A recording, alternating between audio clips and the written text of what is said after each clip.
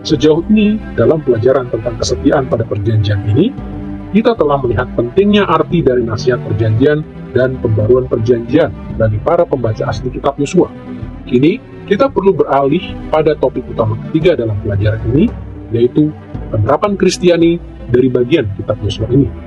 Bagaimanakah cara Anda dan saya menerapkan hal ini dalam kehidupan kita selaku pengikut Kristus pada masa kini? Bagian utama terakhir dari kitab Yosua memanggil para pembaca aslinya untuk merenungkan dinamika perjanjian mereka dengan Allah, terlebih lagi pada persyaratan Allah akan kesetiaan dan konsekuensi berupa kutuk yang akan mereka hadapi untuk ketidaksetiaan. Yosua sendiri memandang perjanjian yang Allah adakan dengan Abraham dan Musa. Lalu, para pemirsa perjanjian lama yang belakangan juga harus mempertimbangkan perjanjian Allah dengan Daud. Akan tetapi bagaimanakah penekanan ini berhubungan dengan perjanjian Tuhan Allah dengan kita pada masa kini? Sebagai pengikut Kristus, hubungan kita dengan Allah diatur terutama atas suatu hal yang disebut oleh Nabi Yeremia dan oleh Yesus sendiri, serta oleh para penulis perjanjian baru sebagai sebuah perjanjian yang baru. Sayangnya banyak pengikut Kristus yang setia memahami perjanjian baru dengan cara yang rumit untuk kita dalam menghubungkan bagian kitab Yosua ini dengan kehidupan Kristiani. Maka, kita perlu berhenti sejenak untuk merenungkan nubuat Nabi Yeremia tentang perjanjian yang baru dan cara para penulis perjanjian baru memahami penggenapannya di dalam Kristus.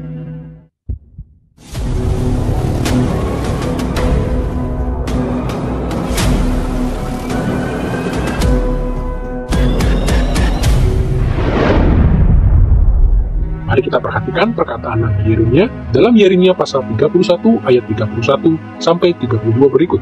Sesungguhnya akan datang waktunya, demikianlah firman Tuhan, aku akan mengadakan perjanjian baru dengan kaum Israel dan kaum Yehuda, bukan seperti perjanjian yang telah kuadakan dengan nenek moyang mereka pada waktu aku memegang tangan mereka untuk membawa mereka keluar dari tanah Mesir. Perjanjian itu telah mereka ingkari, meskipun aku menjadi Tuhan yang berkuasa atas mereka. Demikianlah firman Tuhan.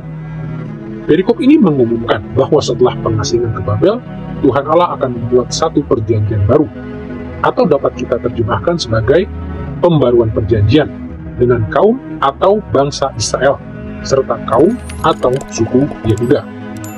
Sepanjang pelayanannya, Nabi Yeremia menghabiskan banyak waktu mengumumkan kekalahan dan pembuangan yang akan diderita Yehuda di tangan kerajaan Babilonia atau Babel. Namun, di Yeremia pasal 31, ia mulai mengumumkan akan datang waktunya. Di bagian lain pasal ini, ungkapan akan datang waktunya merujuk pada saat berkat Allah akan dicurahkan bagi Israel setelah pembuangan ke Babel.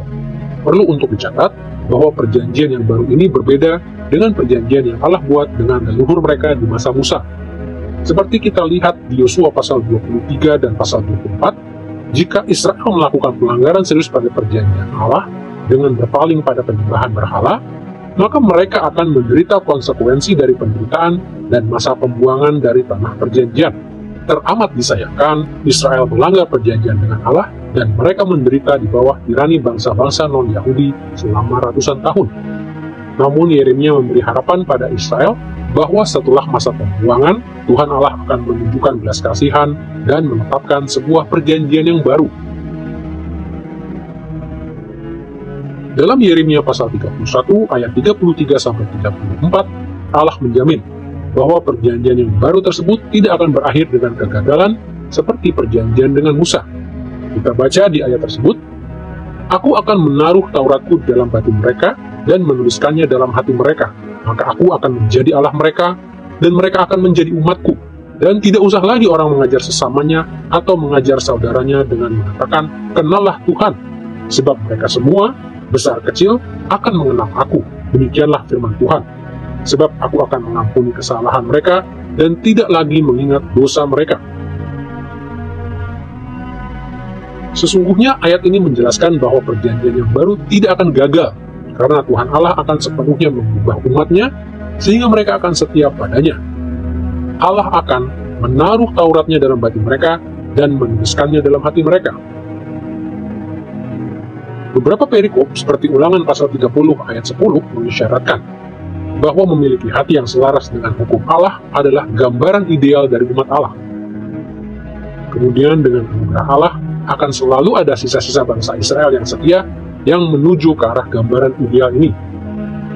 Namun, Yeremia pasal 31 memprediksi bahwa ketika perjanjian yang baru berlaku, pembaruan rohani akan berlangsung sempurna, bukan hanya pada sebagian orang, namun semua orang yang termasuk dalam umat Allah. Di sini kita lihat ada perbedaan yang kontras dengan masa Yosua. Ketika perjanjian yang baru datang dengan kegenapannya, tidak perlu ada lagi panggilan untuk umat Allah untuk setia pada Tuhan Allah. Mereka akan setia dengan sempurna. Tuhan Allah akan mengampuni kesalahan mereka dan tidak lagi mengingat dosa mereka. Janji dalam kitab Yeremia dan janji dalam kitab Yeskiel bahwa Tuhan Allah akan menulis Tauratnya di hati kita dan membuat kita melangkah di dalam jalannya, menaruh rohnya di dalam kita dan mengampuni dosa kita. Dengan demikian, perjanjian yang baru seperti juga perjanjian lama diratifikasi dengan darah. Akan tetapi, sebagaimana kitab Ibrani kemukakan, bahwa perjanjian yang baru ini lebih baik karena perjanjian ini disahkan atau diratifikasi dengan darah anak Allah sendiri, bukan darah lembu atau kerbau atau kambing yang tidak mampu menghapus dosa secara sempurna. Jadi merupakan hal yang indah berada dan menerima berkat di bawah perjanjian yang baru, serta mengetahui hal-hal ini yang belum diketahui orang-orang yang hidup di masa perjanjian lama. Tidak sulit kita lihat bahwa deskripsi Yeremia tentang perjanjian Allah yang baru memicu pertanyaan penting bagi Anda dan saya selaku pengikut Kristus. Jika tidak perlu ada panggilan untuk pelayanan yang setia dalam perjanjian yang baru, mengapa perjanjian baru syarat dengan panggilan ketaatan? Jika tidak perlu ada peringatan akan konsekuensi kutuk, lantas mengapa perjanjian baru mewanti-wanti mereka yang tergoda untuk berpaling dari Kristus? Untuk dapat menjawab pertanyaan-pertanyaan tersebut, kita perlu melihat semua yang telah kita pelajari di sepanjang serial ini tentang penggenapan Kristus dari kitab Yosua. Anda tentu ingat jika perjanjian baru mengajarkan bahwa Kristus menggenapi tujuan dari kemenangan gemilang Israel dan warisan kesukuan dalam 3 fase atau tahapan. Kristus memulai penggenapan tujuan ini dalam inaugurasi kerajaannya pada kedatangan pertamanya. Kemudian Kristus memulai penggenapan dalam masa kesinambungan kerajaannya di sepanjang sejarah gereja. Lalu terakhir, Kristus akan menyempurnakan penggenapan kerajaannya pada saat penyempurnaan kerajaannya ketika Ia datang kembali dalam kemuliaan. Pola penggenapan ini penting karena Kristus juga akan menggenapi panggilan Yosua untuk setia pada perjanjian Allah dalam 3 tahap. Kita akan menjelajahi penerapan Kristiani dari bagian utama terakhir dari kitab Yosua ini dengan cara biasa, dengan mensketsa pengajaran perjanjian baru tentang kesetiaan perjanjian dalam setiap tahap. Mari kita mulai dengan kesetiaan perjanjian dalam tahap inaugurasi kerajaan Kristus. Kita tahu dengan pasti bahwa mulainya perjanjian yang baru diawali dengan kedatangan pertama Kristus. Dalam Lukas pasal 22 ayat 20, Yesus sendiri bicara tentang perjanjian baru oleh darahku. Lalu dalam Ibrani pasal 8 ayat 6, kita baca tentang peran Yesus sebagai pengantara atau mediator perjanjian yang baru. Kemudian dalam 2 Korintus pasal 3 ayat 6, Paulus berbicara tentang dirinya sendiri dan rekan-rekan sejawatnya sebagai pelayan-pelayan dari suatu perjanjian baru.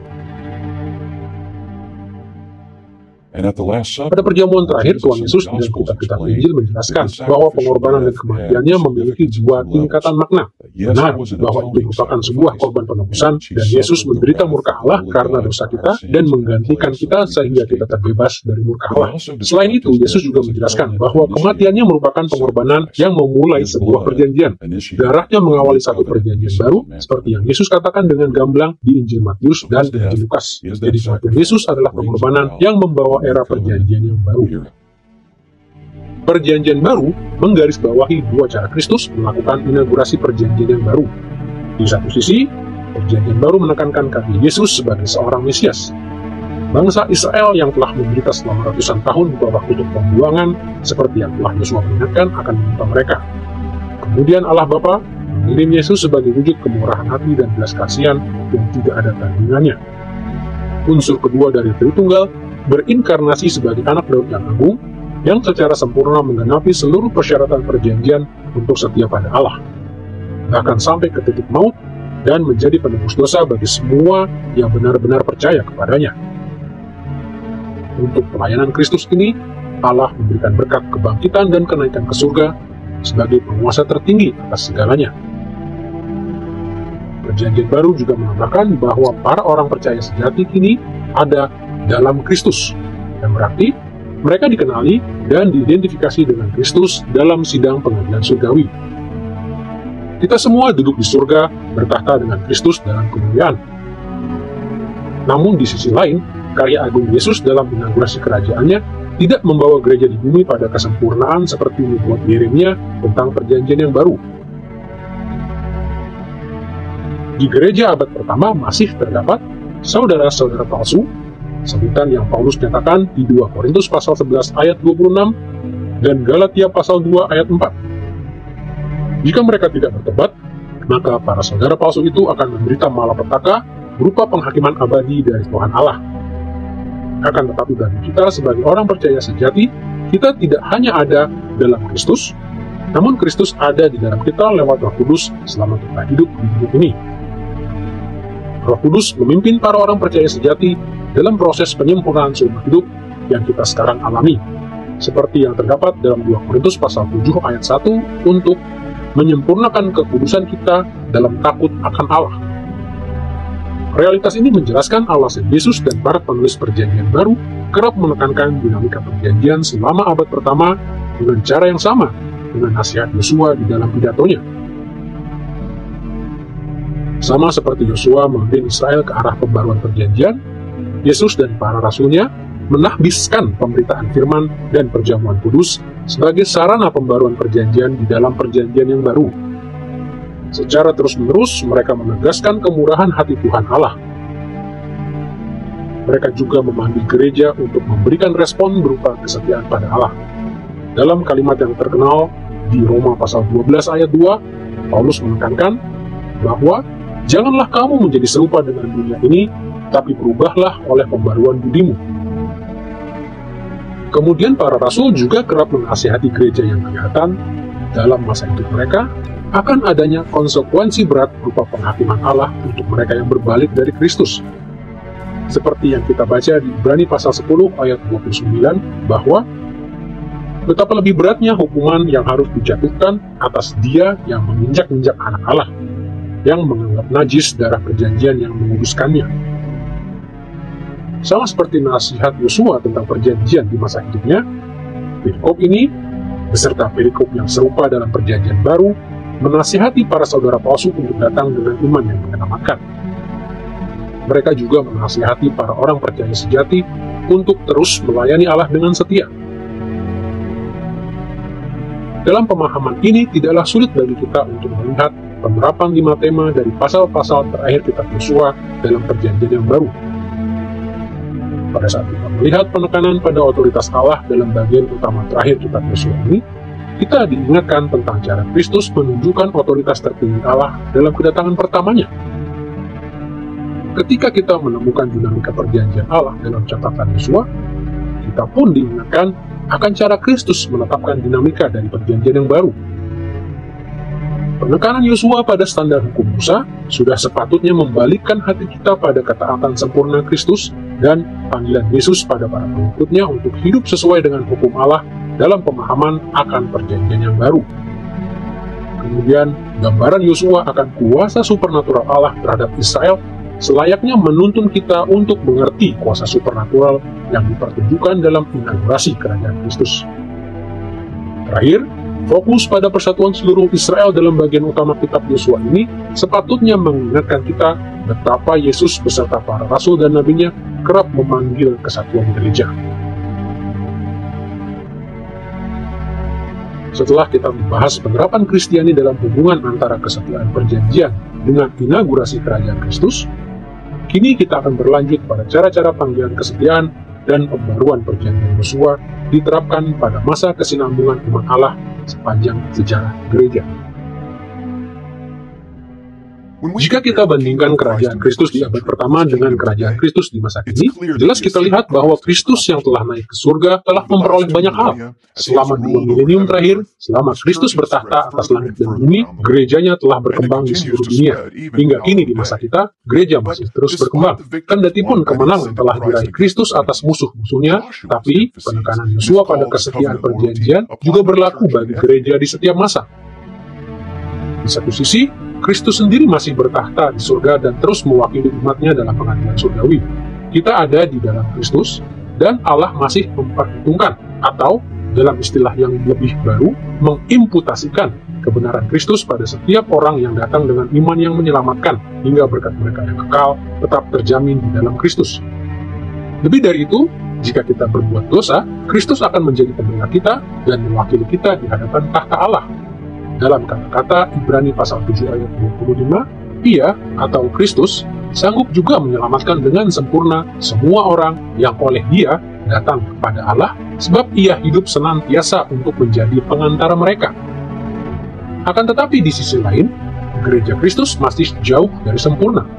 Kita tetap harus selalu mengingat kata-kata dalam Ibrani pasal 12 ayat 14, yaitu, kejarlah kekudusan, sebab tanpa kekudusan tidak seorang pun akan melihat Tuhan. Masih ada beberapa yang mengaku beriman namun merupakan saudara-saudara palsu, dan hanya memiliki iman yang oleh para teolog disebut iman yang munafik atau sementara. Malah kesesatan telah berkembang dari waktu ke waktu, dan kita perlu memberikan peringatan seperti tertulis dalam 1 Korintus pasal 10 ayat 12, bahwa siapa yang menyangka bahwa ia teguh berdiri, hati-hatilah supaya ia jangan jatuh. Tentu saja, dengan anugerah Allah akan selalu ada sisa-sisa orang percaya yang Roh Kristus masih berdiam dalam mereka. Namun mereka tetap menerima kesulitan sementara sebagai pendisiplinan dari Allah. Seperti yang Yesus katakan pada jemaat gereja di Laodikia dalam Wahyu pasal 3 ayat 19, bahwa barang siapa kukasihi, ia kutegur dan kuhajar. Sebab itu, relakanlah hatimu dan bertobatlah. Cara Allah menunjukkan kasih pada umatnya adalah dengan mengirimkan pendisiplinan dalam hidup dunia. Jadi kendati adalah suatu hal yang mengagumkan bahwa Yesus mengambil kutuk abadi ke dalam dirinya ketika mati di atas kayu salib, kehidupan kita di dunia juga adalah hadiah mengagumkan dari Allah dengan menyingkirkan seluruh masalah, pencobaan, disiplin, bahkan seluruh kutuk perjanjiannya dari semua orang percaya. Oleh karena hal-hal tersebut adalah sarana, alat untuk menuntun kita ke kekudusan dan jalan kebenaran, agar bertambahnya berkat dunia yang akan datang akan nyata terlihat hari demi hari. Jelas terlihat bahwa tema-tema dalam bagian utama terakhir kitab Yosua juga berbicara bagi gereja di sepanjang kesinambungan kerajaan Kristus.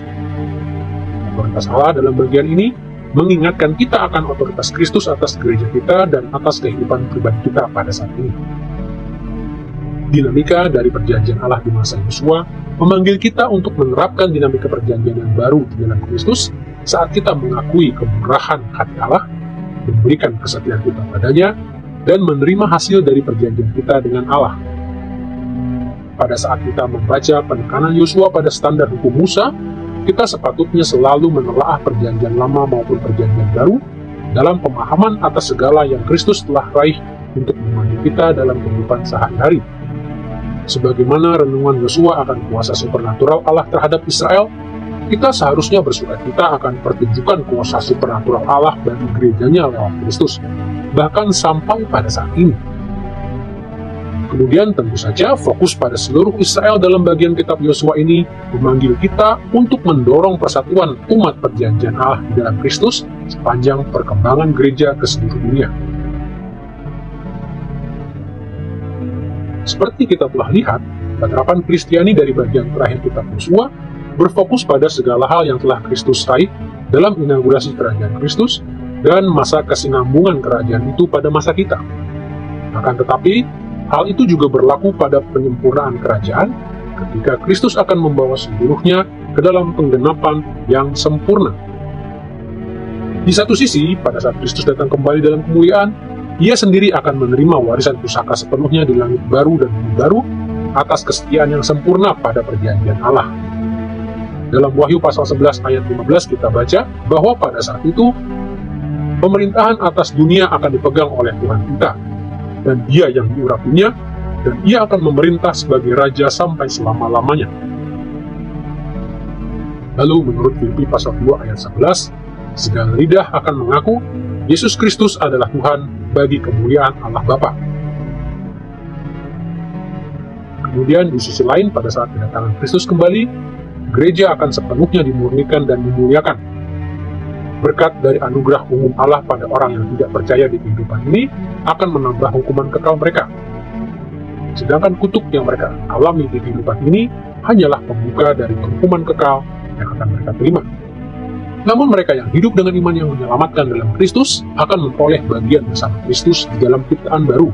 Setiap berkat yang mereka terima di kehidupan ini tidak lain hanyalah pendahuluan dari kemuliaan yang akan menjadi milik mereka.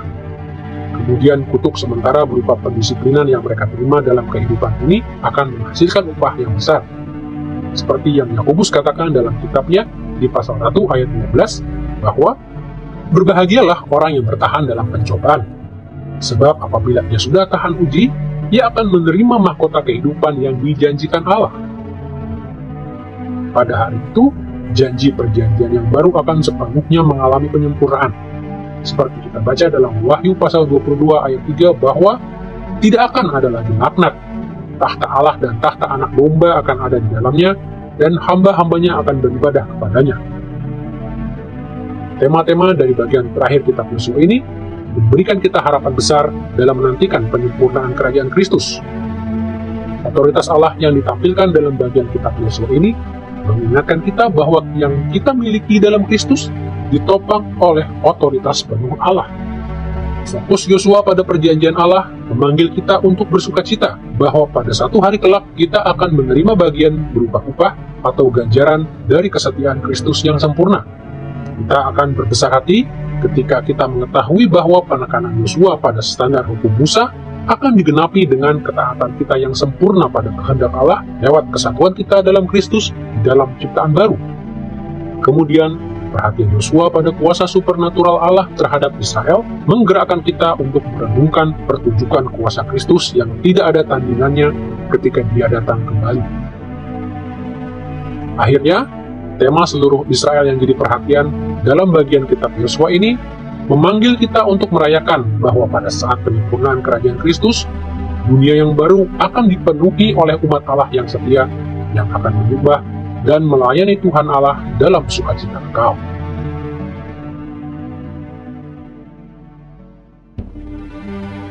Dalam pelajaran tentang kesetiaan Israel pada perjanjian ini, kita telah menelusuri bagian utama terakhir dari kitab Yosua. Kita telah sama-sama melihat cara Yosua memberikan nasihat perjanjian, memanggil pembaca aslinya untuk memberi pelayanan yang setia, dan juga peringatan akan hukuman atas ketidaktaatan. Kita juga telah mempelajari cara pembaruan perjanjian Israel, memberikan contoh pada para pembaca aslinya untuk memperbarui perjanjian mereka dengan Allah di masa hidup mereka. Kemudian, kita telah menelaah cara penerapan Kristiani dari bagian kitab Yosua ini yang harus berakar pada cara-cara Kristus menggenapi tujuan kesetiaan Israel pada perjanjian Allah di masa inaugurasi, masa kesinambungan, dan masa penyempurnaan kerajaan Kristus. Bagian akhir kitab Yosua ini mengungkapkan makna yang agung dari seluruh kitab ini bagi para pembaca aslinya. Tuhan Allah telah memberkati umatnya dengan kemenangan gemilang dan membagikan warisan abadi pada seluruh Israel. Dengan Allah menunjukkan kemurahan hati seperti itu, sepatutnya menuntun pembaca asli kitab Yosua untuk merespon berupa kesetiaan pada perjanjian Allah. Penghakiman Allah akan menimpa semua yang gagal merespon dengan iman dan pelayanan pada Allah. Akan tetapi, upah dan ganjaran besar menanti mereka yang memberi respon pada anugerah Allah dengan kesetiaan dan kerendahan hati. Hal yang sama juga berlaku bagi Anda dan saya. Dalam Kristus, kita telah melihat Allah mempertunjukkan anugerah terbesarnya. Allah menawarkan kemenangan kekal dan warisan pusaka kekal di langit baru dan bumi yang baru. Kemudian, Tuhan Allah akan menggenapi tawaran ini untuk setiap orang yang datang dengan iman yang diselamatkan pada Sang Juru Selamat.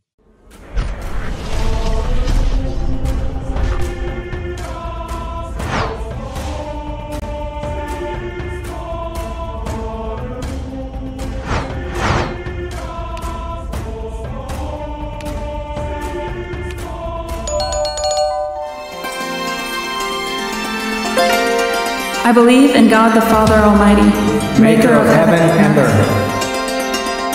I believe in Jesus Christ, His only Son, our Lord, who was conceived by the Holy Spirit and born of the Virgin Mary. He suffered under Pontius Pilate, was crucified, died, and was buried. He descended into hell. The third day He rose again from the dead. He ascended into heaven and is seated at the right hand of God the Father Almighty. From there He will come to judge the living and the dead. I believe in the Holy Spirit, the Holy Catholic Church, communion of saints, the forgiveness of sins, resurrection of the body, and the life everlasting. Amen.